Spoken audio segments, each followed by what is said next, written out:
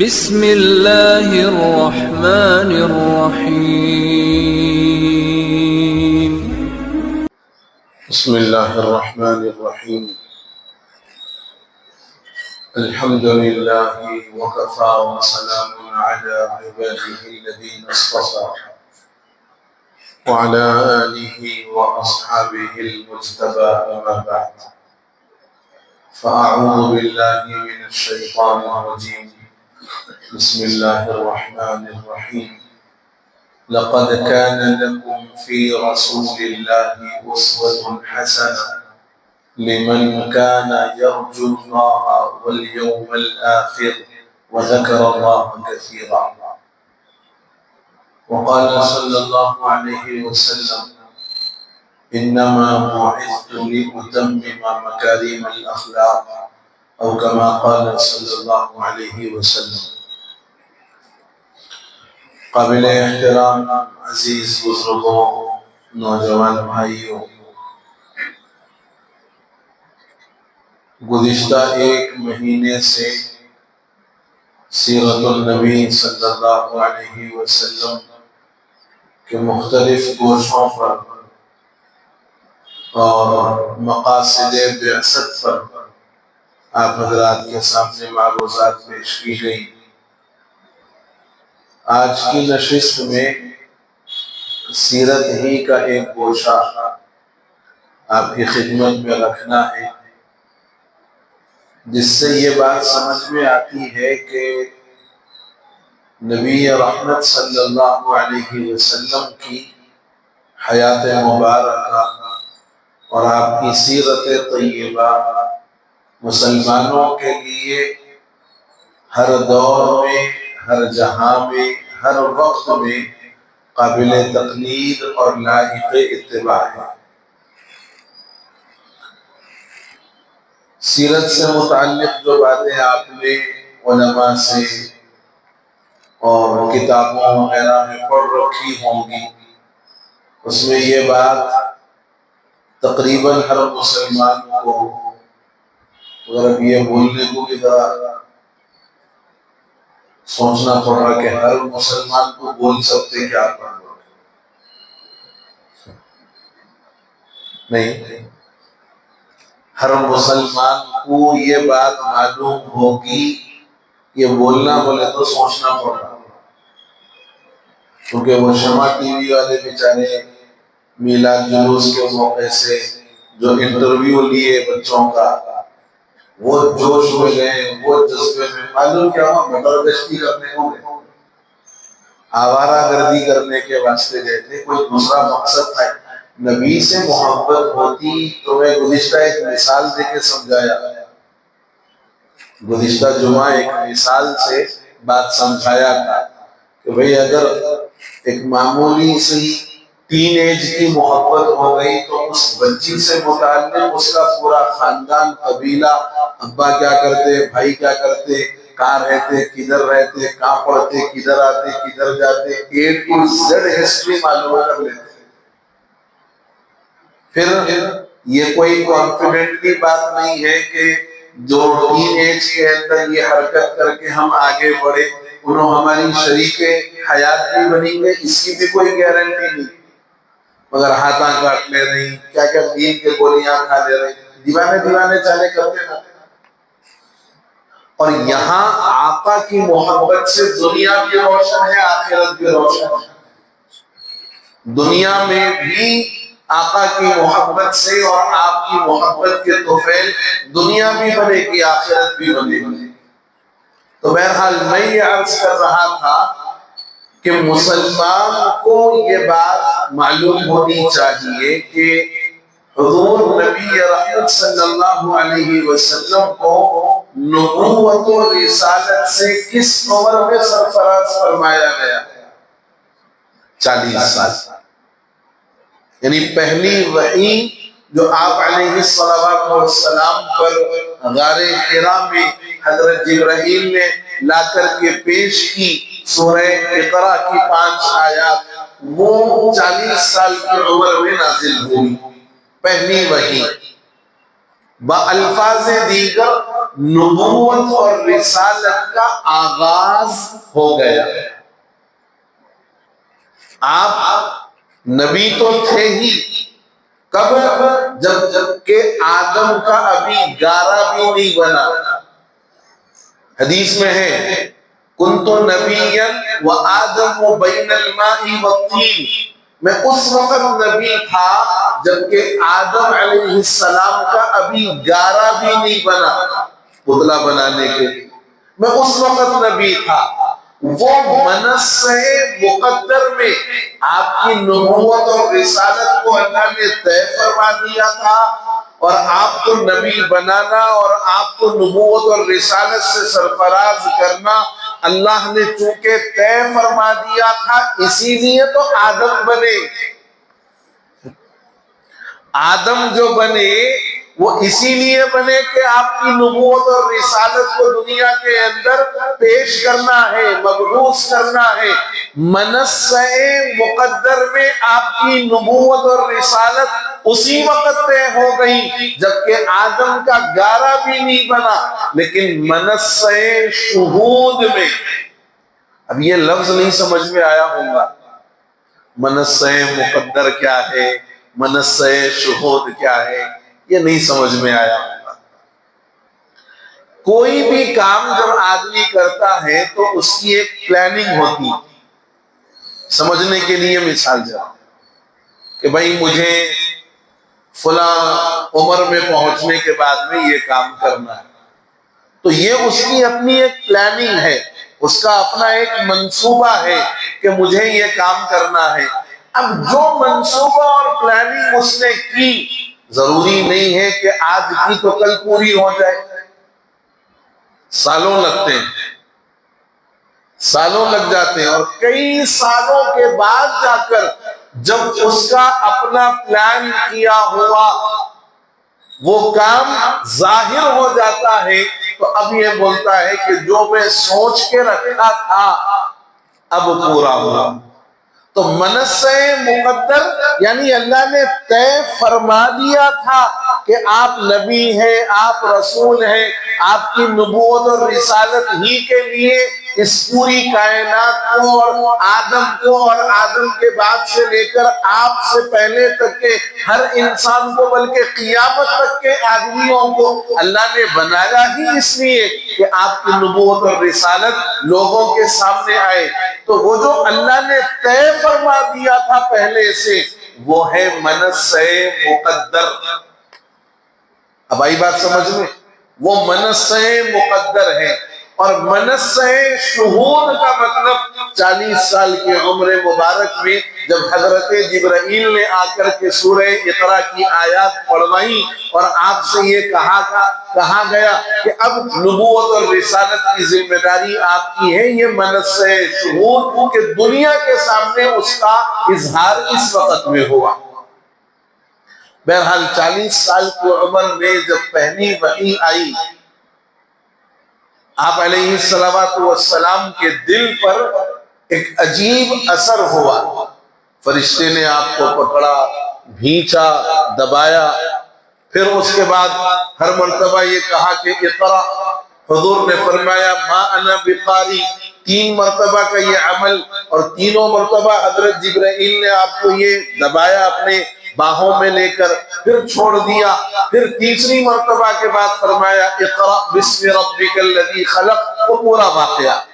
اب اس عمل کی وجہ سے حضور کے قلب مبارک پر ایک عجیب اثر ہوا، اور آپ اپنے گھر تشریف لائے۔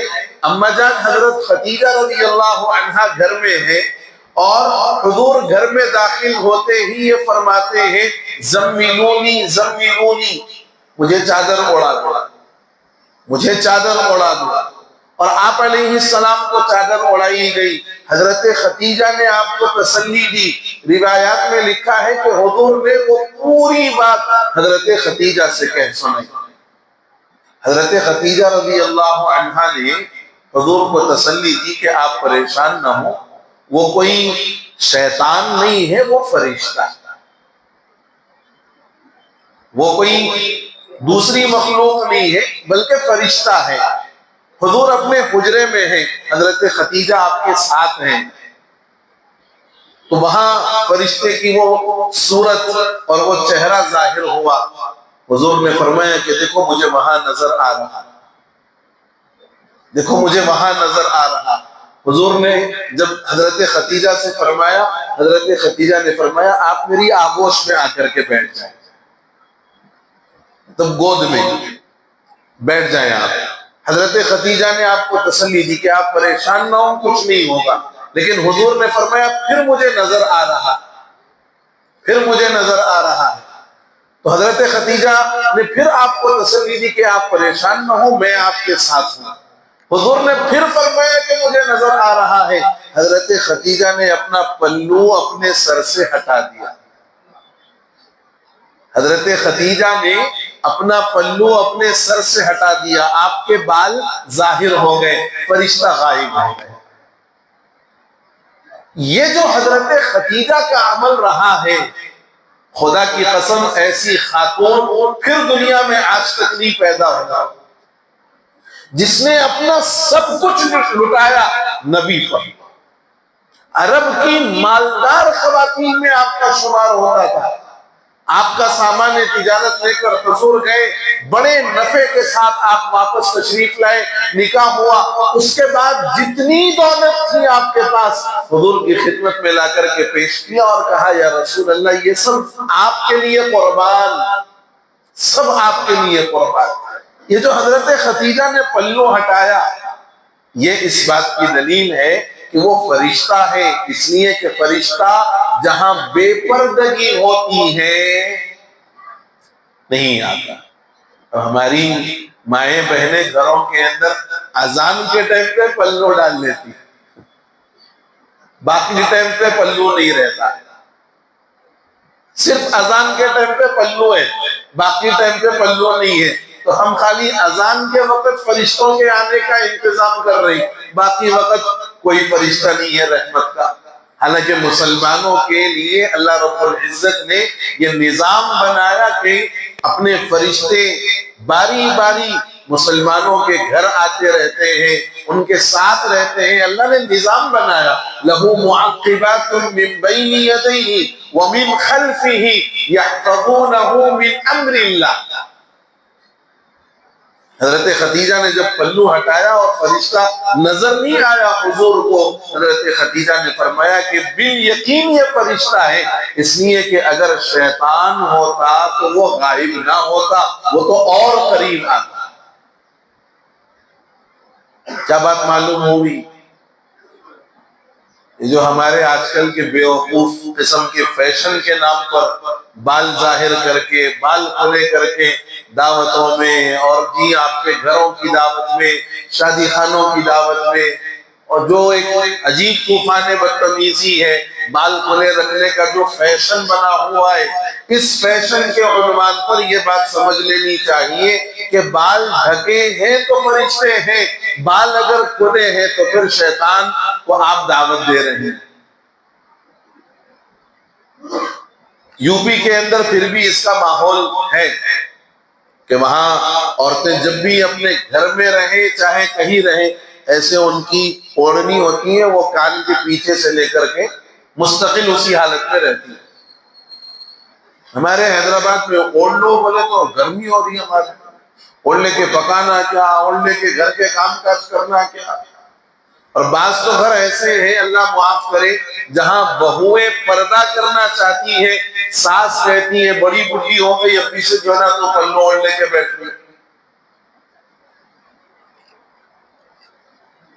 ایک خاتون کا نکاح ہوا تو کسی اللہ والوں سے ان کے گھر والوں کا اور ماں باپ کا تعلق تھا، تو ان کے گھر کا معمول یہ تھا کہ فجر کے بعد روزانہ سورہ یاسین پڑھتے تھے۔ اب لڑکی کا نکاح ہوا، بچی سسرال میں چلی گئی، سسرال میں جانے کے بعد وہ فجر کی نماز اس نے پڑھی، وہ یاسین لے کر کے بیٹھ گئی یاسین کی تلاوت کرنے کے لیے۔ ساس آ کر کے بولنے لگی کہیں کو میرے کو مارنے کی فکر کر رہی کیا؟ مطلب یہ ہے کہ بعض لوگوں کے ذہنوں میں یہ بات بیٹھی ہوئی ہے کہ یاسین بولے تو خالی یا تو نزا کی حالت میں رہے وقت میں پڑھنا یا پھر گزر گئے بعد میں پڑھنا. تو بیٹے کو بار بار بول بول کے جو ہے چھوڑوانے لگئی کہ نہیں بات تیری بیوی جو ہے میرے کو مارنے کی پوری پلاننگ کر لی، اس لیے روز صبح ہوتے کی یاسین پڑھتے، روز صبح ہوتے کی یاسین پڑھتے. تو میں یہ اس لیے عرض کر رہا ہوں کہ بعض گھرانوں میں بچیاں جو دینی تعلیم یافتہ ہیں یا دینی ماحول سے آئی ہیں، وہ دینداری کے ساتھ اپنی زندگی گزارنا چاہتی ہیں، مگر گھر کی ساس اور گھر کی بڑی عورتیں ان لوگوں کے لیے رکاوٹ کا ذریعہ بن جاتی ہیں. بولے فیشن کرو، بولے ہاں یہ اچھا کام کر رہے ہیں. تو حضرت خدیجہ کا وہ عمل اس بات کی دلیل ہے کہ آپ نے اپنا پلو ہٹایا تو فرشتہ غائب ہو گیا، اور حضرت خدیجہ نے خود فرمایا کہ اگر یہ شیطان ہوتا تو اور قریب آتا، یہ غائب نہ ہوتا. پھر اس کے بعد جو اصل بات مجھے پیش کرنی ہے وہ یہ ہے کہ حضور نے حضرت خدیجہ سے اس وقت میں فرمایا کہ خدیجہ مجھے اپنی جان کا ڈر ہے، مجھے اپنی جان کا ڈر ہے، پتہ نہیں میرے ساتھ کیا معاملہ ہو، میں رہوں یا پھر میں دنیا سے رخصت ہو جاؤں، مجھے اپنی جان کا ڈر ہے. تو اس وقت حضرت خدیجہ رضی اللہ عنہا نے حضور کی اس صفات کو بیان فرمایا، واللہ لا یخزیک اللہ ابدا، آپ ڈرے نہیں، اللہ آپ کو کبھی رسوا ہونے نہیں دیں گے، کبھی آپ کو پریشان ہونے نہیں دیں گے. کیوں نہیں دیں گے؟ انک لتصل الرحم، اس لیے کہ آپ رشتہ داروں کے ساتھ حسن سلوک کا معاملہ کرتے ہیں. انک لتصل الرحم، آپ رشتہ داروں کے ساتھ حسن سلوک کا معاملہ کرتے ہیں، رشتوں کو آپ جوڑتے ہیں، آپ رشتوں کو توڑتے نہیں ہیں. وتکسب المعدوم، اور جو کمزور ہے، ضعیف ہے، ناتواں ہے، اور جو خود اپنے لیے کام نہیں کر سکتا، آپ کما کر اپنا مال ان پر خرچ کرتے ہیں. وتکسب المعدوم وتقری الضیف، اور آپ مہمانوں کی مہمانداری کرتے ہیں. آپ سخاوت کا دریا ہے، آپ کے پاس کوئی آئے تو آپ کی سخاوت سے بھرپور فائدہ اٹھا کر کے جاتا ہے. اور یہ بھی آگے ارشاد فرمایا کہ آپ بے کسوں کا سہارا ہیں، اور آپ ان لوگوں کے لیے جو راستہ گم ہو جاتے ہیں، جو راستہ بھٹک جاتے ہیں، آپ ان کی رہنمائی کرتے ہیں. جس آدمی میں اتنی اچھی صفات موجود ہیں، اللہ کبھی اس کو رسوا نہیں کرے گا. آپ پریشان نہ ہو، وہ فرشتہ تھا. یہ پوری تسلی آمیز گفتگو حضرت خدیجہ رضی اللہ عنہا نے حضور کے سامنے کی اور آپ کو تسلی دی. ان پورے جملوں میں جو بات ہمیں غور کرنے کی ہے کہ نبوت اور رسالت کا ابھی آغاز ہوا، اور حضور نے آ کر کے وہ کیفیت بیان فرمائی جو آپ کے ساتھ غار حرا کے اندر پیش آئی. حضرت خدیجہ نے آپ کی کچھ صفات بیان فرمائی. پہلی صفت فرمائی کہ آپ صلہ رحمی کرنے والے، رشتہ داروں کے ساتھ تعلقات کو بہتر بنانے والے، رشتوں کو جوڑنے والے آپ. آج ہم غور کر کے دیکھیں کہ کیا ہمارے اندر یہ صفت واقعی موجود ہے کہ نہیں. معمولی باتوں پر ہم نے رشتوں کو توڑ کے رکھا ہوا. شادی میں روکا، پہلے لا کے میرے کو نہیں دیا، دوسرے کو دیا، ختم. گھر کو دعوت میں گیا، کھانا میرے کو لا کے پروسا نہیں، میرے کو لا کے ڈالا نہیں، اس کے بعد سے اس کے گھر کو جانا ختم ہو گیا. دعوت میں نظر آیا، سلام نہیں کرا، لہذا اب آئندہ اس کے گھر کو جانا نہیں. بالکل ایسی جو ہے غیر معمول، یعنی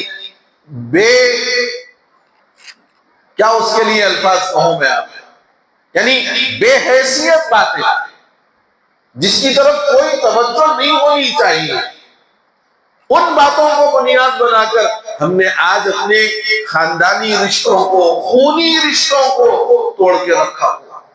بھائی بھائی کا چہرہ دیکھنے کو گوارا نہیں کر رہا، بھائی بہن کے پاس نہیں جا رہا، بہن بھائی کے پاس نہیں آ رہی، محض معمولی چھوٹی چھوٹی باتوں کو بنیاد بنا کر۔ اب دیکھو ہمارے نبی کا کردار، یہ اس وقت کی بات ہے کہ ابھی آپ نے اعلان نبوت نہیں فرمایا، لیکن آپ کے اخلاق، آپ کا کردار اور اس کی گواہی آپ کی اہلیہ محترمہ اماں حضرت خدیجہ دے رہی ہیں۔ اِنَّكَ لَتَصِلُ الرَّحِمَ، آپ رشتہ داروں کو حسن سلوک کے ساتھ رشتہ داروں کو جو ہے اپنے سے جوڑ کر رکھتے ہیں، آپ کا کردار بڑا اعلیٰ ہے۔ وَتَقْسِمُ الْمَعْدُومَ، اور وہ آدمی جو کمانے پر قادر نہیں ہے، آپ کما کر اپنا مال ان پر خرچ کرتے ہیں۔ آج ہمارے کو اپنے بیوی بچوں پہ خرچ کرنے کو جان پہ آتا، دوسروں کو جو ہمارا کوئی ہے ہی نہیں، جس سے ہمارا کوئی تعلق نہیں، جس سے ہماری کوئی جان پہچان نہیں، حضور کا کردار تو یہ ہے کہ آپ کما کر ان لوگوں کی مدد اور ان کے لیے سہارا آپ بن رہے ہیں۔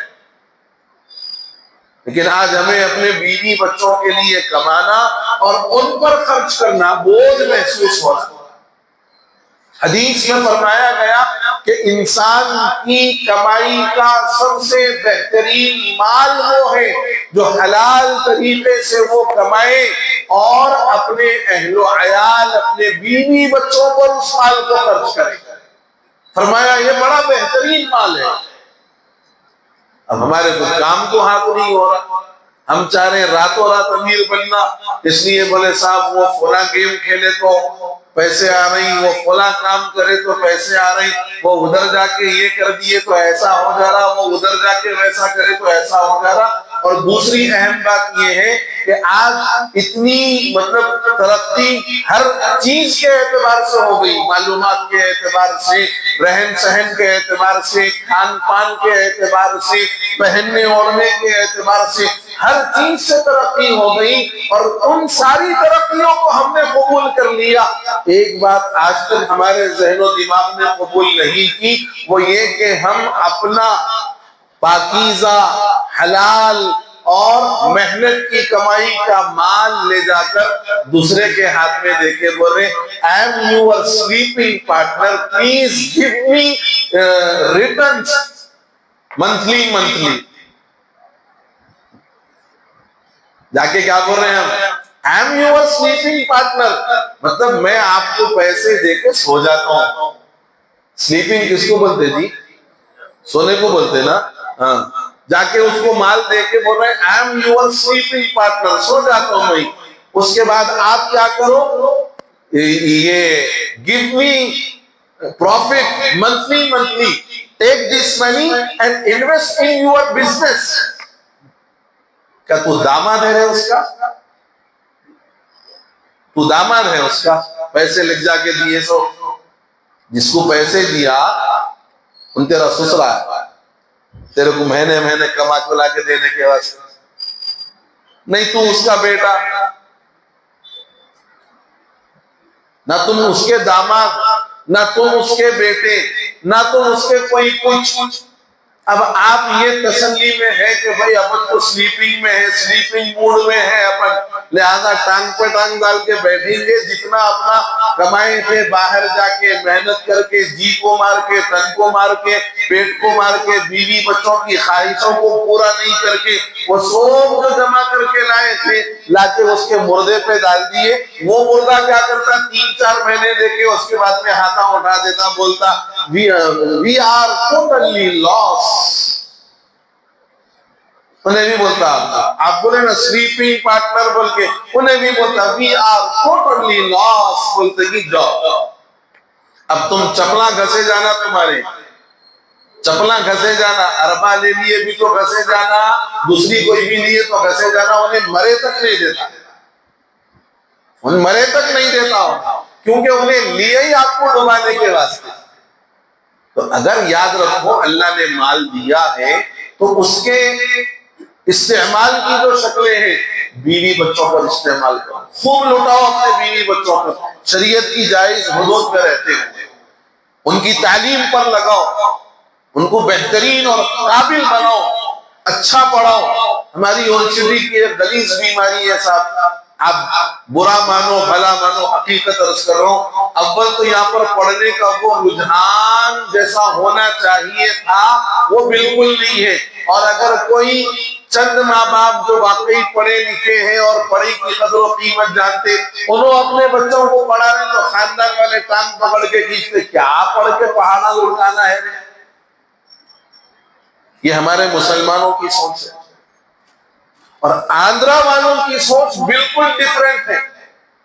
انہیں کھیت میں کام کریں گا جی، انہیں چپراسی کا جو ہے نا کام کریں گا، آٹو چلائیں گا، بنڈی ڈال کے جو ہے نا اپنے ٹھیلے بنڈی پہ گزارا کریں گا، مگر بچوں کو اعلیٰ ترین ڈگری دلائیں گا۔ ہمارے کو خالی کھانے آنا، کھانے کے بعد کا دوسرا کام آنا، بس یہ کام میں ہم ایکسپرٹ ہیں۔ دوسرے کام پڑھو، بچوں کو پڑھو، نہیں سن رہا مول صاحب، نہیں سن رہا تو کیا خاموش ہو جاتے؟ جا کے انہیں آگ میں گرنا چاہ رہا، گر جا رہا مول صاحب، نہیں سن رہا، گڑے میں جا کے گرتا مر رہا، آگ کے چھوڑ دیتے۔ اپنی اولاد کی تعلیم کی فکر کرو، اور جو مال اللہ نے دیا ہے وہ مال روزانہ سرانے رکھنے کے سوچو، روز الماری میں سے نکالو، سرانے رکھنے کے روز گن لو، گن لیے تو دل خوش ہوتا، ہاں اتنے ہے میرے قریب، مگر خدا کے واسطے اپنا حلال اور پاکیزہ مال لوگوں کے مردوں پہ لکھ جا کے مت ڈالو۔ آپ کو اگر کچھ نہیں سدھر رہا، پیمپر خرید کے لاؤ بیگم بازار سے، یا لگا کے پیمپر بیچ لو۔ آپ نہیں سمجھ میں آیا، بارش کا سیزن ہے، بھٹے بیچ لو۔ نہیں سمجھ میں آ رہا، وہ بھی چھتریاں لا کے بیٹھ جاؤ، یا سیزنیبل کچھ کاروبار کر لو۔ آپ کو اگر گھر میں رکھنا وزن ہو رہا ہے، یہ کام کرو۔ ڈوبے آپ ڈوبتے، تیرے آپ تیرتے، مگر خدا کے واسطے دوسروں کو اپنا مال دے کے اپنا خون مت جلاؤ۔ میرے والد ایک جملہ کہا کرتے ہیں، اپنا مال خود کھا کے خون بنانا، اپنا مال خود کھا کے خون بنانا، دوسرے کو دے کے اس کے پیچھے ہٹ کے اپنا خون نہیں جلانا۔ تو یہ جو سوچ ہے کہ آپ سلیپنگ پارٹنر بنیں گے تو انہیں آپ کو کما کے دیں گا، بالکل غلط۔ تو حضور نے ایک عمل اپنے جو ہے زندگی کا یہ بتایا کہ جو کمانے کے قابل نہیں تھا، آپ کما کر اپنا مال اس کو دیتے، اس کی آپ مدد کرتے، اس کا سہارا بنتے۔ آپ بھی یہ کام کر سکتے ہو۔ محلے کے اندر کوئی ایسا مستحق گھرانہ ہے جو واقعتاً آپ کے مال کا صحیح حقدار ہے، ماہانہ آپ اس کے گھر اپنے مال سے راشن ڈلواؤ، اس کے دل سے نکلنے والی دعائیں آپ کی دنیا بھی بدلیں گی، آخرت بھی سنواریں گی۔ حضور کی تیسری صفت بیان فرمائی، تقریم الضیف، آپ مہمانوں کی مہمانداری کرتے ہو۔ مہمان آیا تو اس کو اللہ کی نعمت سمجھو، اس لیے کہ وہ جو کھاتا ہے اپنے مقدر کا کھاتا ہے، دسترخوان صرف آپ کا ہوتا ہے، دسترخوان صرف آپ کا ہوتا ہے۔ اور مہمان کے آنے پر خوش ہونا، ان کی ضیافت کرنا اسلامی آداب میں سے ہے۔ آج ہمارے پاس مہمان آنے تو آنے والا بھی سوچ رہا، بلانے والا بھی سوچ رہا، آنے والا بھی سوچ رہا، انہیں بھی سوچ رہا رکھو بھائی جا کے کہیں کو تکلیف دینا، اور بلانے والا بھی سوچ رہا آیا تو آیا، کب تک رہتا کہ نہیں معلوم، کب جاتا، جلدی گیا تو اچھا ہے۔ حضور کی سیرت یہ بتاتی ہے کہ آپ مہمانداری کرتے ہیں، اور آج بھی عربوں کی مہمانداری قابل مثال ہے۔ چوتھی صفت آپ علیہ السلام کی یہ بیان فرمائی گئی کہ وہ لوگ جو اپنا بوجھ نہیں اٹھا سکتے، جو اپنا کام نہیں کر سکتے، آپ ان کا بوجھ اٹھا کر ان کے گھروں تک پہنچاتے تھے۔ وہ واقعہ بڑھیا کا آپ نے سنا ہوگا۔ تو یہ صفات غور کر کے دیکھو کہ ہماری زندگیوں کے اندر بھی ہیں یا نہیں ہیں۔ اگر ہیں تو تو اللہ کا شکر ادا کرو کہ اللہ نے ان صفات کو ہمیں اپنے اندر پیدا کرنے کی توفیق عطا فرمائی، اور اگر نہیں ہے تو ان صفات کو اپنے اندر پیدا کرنا حضور کے ساتھ محبت کا گویا ایک ایسا عملی نمونہ ہے کہ حضور نے جو کیا تھا اعلان نبوت سے پہلے، وہ صفات ہمیں بھی اپنے اندر پیدا کرنی چاہیے۔ حضرت خدیجہ نے ان صفات کو بیان فرمایا۔ علماء سیرت لکھتے ہیں کہ حضور کی زندگی کی یہ وہ صفات تھی کہ اگر یہ صفات کسی انسان کی زندگی کے اندر آئیں گی اور رہیں گی، اللہ اس کو دنیاوی آفات سے بھی محفوظ رکھے گا، اور اللہ اس کی زندگی کے اندر بے پناہ برکتیں عطا فرمائے گا۔ یہ صفات وہ اثر اپنے اندر رکھتی ہیں۔ اللہ مجھے آپ کو اور پوری امت مسلمہ کو یہ صفات اپنے اندر پیدا کرنے کی توفیق عطا فرما دے۔ آمین یا رب العالمین۔ وآخر دعوانا ان الحمد للہ رب العالمین۔